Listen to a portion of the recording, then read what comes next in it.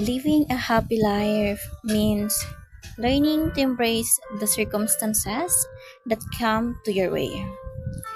Challenges will always be present, but they vary with each situation. That's life. And kailangan lang naman talaga nating i-enjoy yun. Kasi yun yung way para mag-cope yung lahat ng challenges na nararanasan natin. Kasi kung iisipin mo, life is not unfair. Those challenges come to your life kasi alam ng Diyos na kaya mo. Those challenges will help you to become a better version of yourself. Hindi naman porke hirap ka na, hindi ka na mahal ng Panginoon. Hindi naman porke hirap ka na, magagalit ka na sa lahat. No.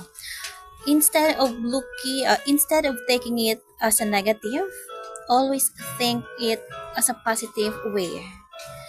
Hindi ka magiging ganun kalakas kung hindi mo nararanasan ang mga ganitong pagsubok. Wala tayong rason para malugmok, wala tayong rason para malungkot. Yes, sadness is part of our life, but that's not the solution. Sabi nga sa pelikula sabi nga doon sa Showtime nung Team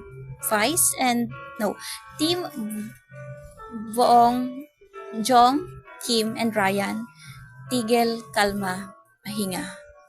That is the only 3 words that help you to surpass all those challenges. Yes, we are not perfect. We are not strong. But again, God believes you. God sees you. They will help you as long as you surrender those challenges to our dear Lord. Ganun naman talaga. Yung akala mo wala ng pag-asa. Yung akala mo wala na, hanggang dito na lang. But no, that's only the beginning. Those challenges ay isang hakbang upang marating mo ang mga pangarap na kaya mong abutin. Those challenges will help you to become a better version of yourself. So, walang rason para malungkot, walang rason para sumuko.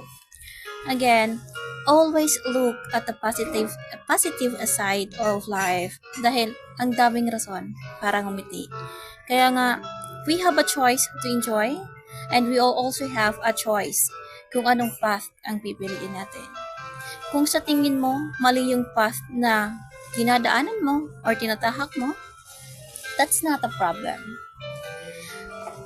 Just ask guidance to our dear Almighty God, and I know they will help you to find the right way, and they will help you to light the way na kung saan yung liwanag na yon ang magdadala sa pangarap para sa ikakasaya na hindi lang sa pangarap mo, kundi sa pamilya mo din.